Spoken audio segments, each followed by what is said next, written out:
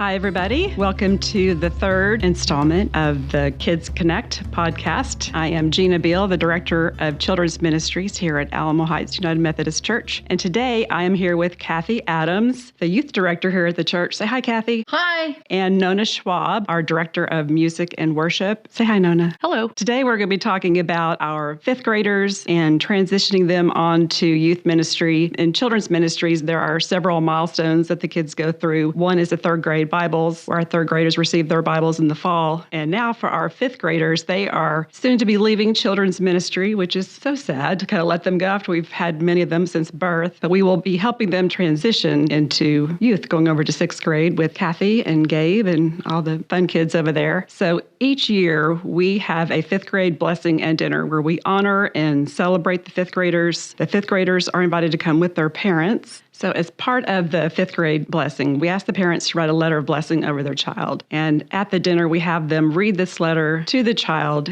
And it's really one of the sweetest things I've ever seen is just to watch those fifth graders' face as they watch their parents read these words of blessing and affirmation and love over them. And we also have the parents send some pictures of the kids from when they were little with their siblings, family pictures, and we run those throughout the evening, guaranteed to make us all shed a tear or two. But it's really special. And I love that it's an opportunity for us to make these fifth graders feel really special. Many of them are nervous, especially if they're the oldest child and they haven't had older siblings go through youth. They're a little bit nervous about, I don't know where to go. Where's my classroom? Who are these people that are going to be my new teachers and leaders? And so I love that we give them the opportunity to meet the youth leaders. So part of the evening, I'll introduce Kathy, and Kathy will get to talk to them about some fun things they can expect. We kind of transition the fifth graders at the beginning of the summer because by the end of the school year, the kids they're ready to move on and be in the next grade. So there are some opportunities that are open to the incoming sixth graders and some opportunities they have to wait for to get a little bit older. Yes. So Kathy, what can they expect in the beginning? So on the evening that we do the fifth grade blessing, at one point, Gina gives Gabe and I the opportunity to go upstairs with the fifth graders and show them our youth lounge, which is this great space for youth that has like a little living room with chairs and sofas where they can sit and visit, and pool tables and ping pong tables and foosball tables and about 4 or 5 gaming consoles and TVs. So it's just this place that's for youth that is comfortable for them, and they kind of start to get the feel of it without the little bit older kids there. So it gives them this opportunity to kind of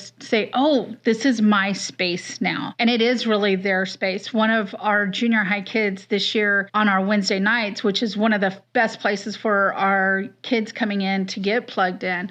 So this is my space to just be weird. And I loved that. I thought, oh, that is like the perfect description of our youth group. It's this place where you can just come and be yourself and be loved on and have a good time and learn about who God is and how Jesus loves us and how we get to share that with the rest of the world. It's good for them to have a safe place just to be authentic and be relaxed and be accepted and loved for exactly who they are. Yes, it is. And that's one of the things Gabe and I have really talked about. Gabe is my associate youth minister, about making an intentional space for our youth to be who they are and really kind of take that faith of their parents and make it their own. So by the time they get to confirmation in the 8th grade, they've spent a couple of years learning about who they are in their faith. What kind of activities do you have coming up this summer? This summer, we're floating the river and doing the drive-in on a late afternoon and night in New Braunfels. So if parents haven't been to a drive-in movie, this is a great time to be a sponsor. We're doing that in June, and we're doing a water park day, probably here in San Antonio, maybe Schlitterbahn. We haven't quite decided that. And then we do pin stack at least twice during the summer, which is bowling and video games. And we're looking at trying to do some other fun activities during the day. We're doing a mission trip that they can go on where we actually take our vacation Bible school and we take it to a rural community in South Texas, and our youth lead VBS for other kids. And so our fifth graders are welcome to join us on that trip. So it's a great opportunity for them to transition into kind of youth leadership and what it looks like. And they get to join us on the mission days where we're serving in the community. And then we have one day where we go to a small water park. So we have a good time. Like there's these opportunities. And then we're going to be serving at Impacto, which is a ministry in San Antonio some this summer that's part of the United Methodist Church. So we have some things things going on, that they can join us with. So what is it, Sunday morning or midweek programming? What do you have? So during the summer, for our consistent programming, we just have Sunday mornings. And our Sunday morning Sunday school during the summer is really a great time for our fifth graders to get plugged in because it's more relaxed. It's really a time of fellowship. Our kids get together and they spend more time talking and sharing about family vacations and the mission trips and the activities that we're doing, so they get to know each other. And then our Bible study time is usually only about 10 minutes during the summer because we're really trying to do intentional group building. And then when we start into August, we go into our more traditional Sunday school where junior high is in one group and our high school is separate. And we do a rotation for Sunday school right now. So on the first and third Sundays, we have 9:45 Sunday school and 11 o'clock worship. And on the second and fourth Sundays, we have 11 o'clock Sunday school and 9:45 worship. So our students really get the opportunity to be a part of both the modern and traditional worship services. And we think that's important as they work to make their parents' faith their own faith. I love that. Yeah, I've walked into the different worship services and seeing y'all sitting together as a group. That's fun to see. It is fun, especially in the modern worship because our kids start kind of dancing and moving and having a little bit of a good time. So it is fun to watch. So our children's choir has opportunities for kinder through fifth grade, and then our fifth graders will also transition to the New Zion Youth Choir. Nona, can you tell us a little bit about that? Sure. The New Zion Youth Choir is open to students in 6th through 12th grade. I think the word choir is a scary word because some people say, I'm not a singer. We really all are singers, and the beauty of the youth choir is their safety in numbers. And every youth will tell you, well, most of them will tell you, I'm not there for the singing, I'm there for the community, and my friends are there. So our community reaches a wide net of the city. We have people that drive 30 to 40 minutes to be here. We have people that drive 2 miles to be here. It's a beautiful thing to see all the schools that are represented in the span of 6th through 12th grade. I think one of the beauties of this group is the fact that we have such a wide range of grades in there because the older kids grow up being mentored and shepherded when they were little kids. They grow up being mentored and shepherded by the older kids. And so when they get into 11th and 12th grade, it's like this light bulb comes on and they're like, oh, I'm the big kid now. And so I'm going to be the one that makes sure the 6th and 7th graders are taken care of, or a new person coming in is taken care of, and that they have a good experience like I had a good experience. I think Nona said something that I think I've seen in the last couple of years about our programs in this church, not just like children and youth choir, is we've really worked to become a church for San Antonio. And we have people from, I know like Nona was saying,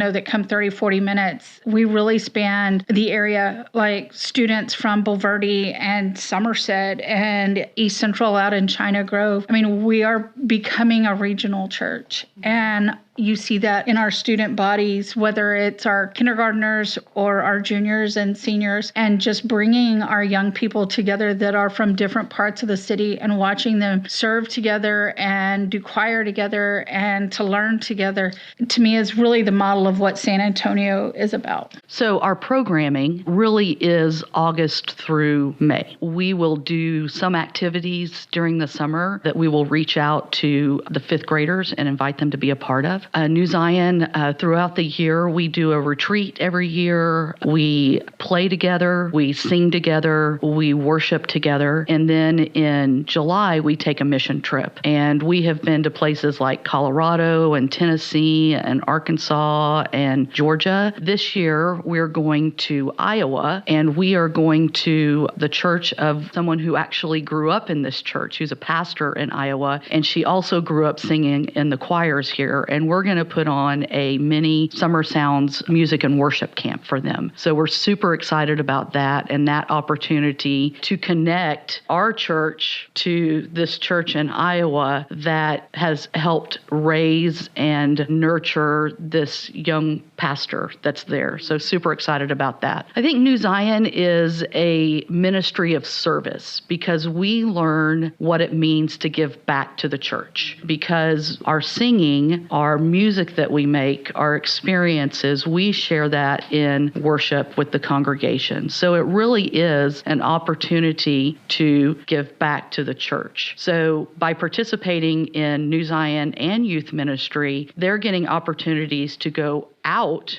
in the city to serve, but as equally important, how to give back to the church that is nurturing them in their faith. So I think that's a really exciting opportunity for our young people. I think as Nona and I work together to create this holistic experience for our kids, it really shows. I love seeing a lot of our kids that are juniors and seniors talking about their faith and in choosing schools and what that means when they go to college. And they don't get that if we're not working together holistically in our church. And I think you can see that in our young people, that carrying on this faith is something that they want to be a part of. They want to take this faith with them, and they're going to serve in the churches that they go to, whether it's becoming a pastor and singing in the choir or volunteering in places that they didn't even know they could volunteer. Like as they start looking at their faith, like what does it mean to be a part of a church? And that means giving back and doing things like singing in the choir when we may be too nervous to stand up in front of everybody and sing. Or it may be serving as a greeter or something like that. Like there's so many places that our young people get the opportunity to do stuff in our church, and then they get to grow into that opportunity as adults. And I think that's great. Something the young people I get to work with that I remind them of is this is a very unique place. This church is a very unique place. And they don't understand that until they visit other churches. So when we go and sing for another church and they realize that this is a place kind of like no other, and the opportunities that they get are like no other, and the foundation in their faith, the people that are pouring into them, why wouldn't we want our young people to be a part of these ministries? Kathy and I've talked before that wouldn't it be super exciting if every young person was in the youth ministry and every young person was in the choir, that they're getting fed by so many different people. It's planting seeds. That's what we do. We're planting seeds. We might not ever see the fruit from the tree, but we're planting and we're watering and we're planting and we're watering. And it just, between all of us, we have 18 years to do that. And I just think that's a beautiful image that we all take a part in the faith seeds of our children and our young people. And I'm excited to be a part of that. And it's such a small amount of time. You think 18 years, then as you're moving your fifth grader into sixth grade, you're thinking, I've got 6 more years of this, and they're becoming teenagers. And if you haven't had teenagers, you hear some horror stories of what teenagers are. And I think that the beauty of being a part of a program like Nona and I have is that you have support during those years when you might start feeling overwhelmed and like you're not quite sure what to do. And the church is here to walk alongside you in that, and you're not alone. In being a part of the ministries here at Alamo Heights, you get people to walk alongside you. It's not just Nona and I, it's other parents. You get a village that helps you raise your kids, even when you get tired.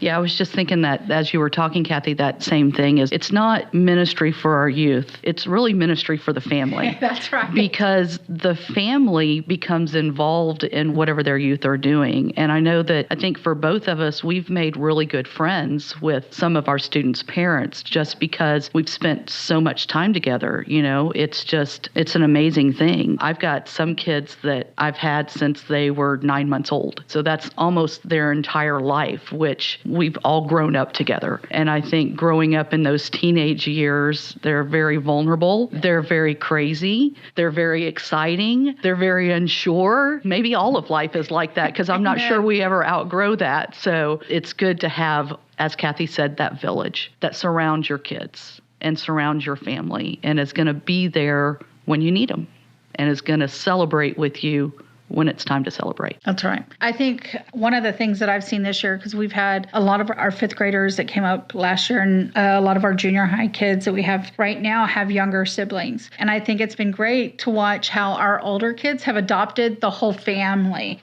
They care for and love every child in that group, not just the one that's in youth. Like, they hold on to them. And I think that's pretty great. I agree. So parents of fifth graders, clearly you can see that as your fifth grader transitions into sixth grade, that they're going to be loved by some youth leaders that genuinely love kids, love teenagers, and they'll be in good hands, and they'll have lots of opportunities to serve and to have fun and build friendships. I know all three of my boys went through youth and New Zion Choir, and they have friendships that have lasted, their whole lives. So it's an important and exciting time, and I'm really grateful for the two of you that we get to do ministry together, and I know that these fifth graders will be in good hands, so I make them promise to come back and say hi to me. Sometimes they do, sometimes they don't, but it's hard. You spend, their 10 or 11 years with them, and then they're gone to the other side. So I hope you will join us. Fifth grade parents, you should be getting information in our newsletter, but our fifth grade blessing is going to be on Sunday, May 5th at 6:30, and we will all be there to celebrate your fifth grader. I hope you will be there to celebrate your fifth grader and have an opportunity just to love them, let them know how much they're cared about, and then reassure them that going over to the youth side or to New Zion isn't scary, and we'll show them literally physically where to go, and they'll get to meet the people that they will be getting to know and doing ministry with going forward. So exciting times. We do have one event. Our last Wednesday evening of the school year is May 8th, and we did this last year, and it was really good. Our fifth graders, we encourage them to join us on that Wednesday, that last Wednesday, to kind of come and be a part of the Wednesday night group, and we plan games, and it's kind of like our end of the year party for that group. So after they are blessed on Sunday, May 5th, they are invited to join us at 6:30 Wednesday evening, May 8th. It sounds like fun. And then we also invite the fifth graders to our end of the year dinner, because it's an opportunity to get to know the other kids in a relaxed, non-stressful, non-singing way to begin to build those bonds of the people they'll be with the next year. That's awesome. Well, thank you both for being here and explaining about what fifth graders and their parents can expect in the years to come here at the church. Thank you. Thanks for listening, everybody. We'll see you next time. Thank you for listening to this episode of Kids Connect. Don't forget to follow or subscribe to the podcast so you don't miss a single episode. If you have any questions, email us at podcasts@ahumc.org. That's podcasts@ahumc.org. You can also visit our website, ahumc.org, anytime. Any related links are also in this episode's show notes. Again, thank you so much for being a listener. We truly appreciate your time.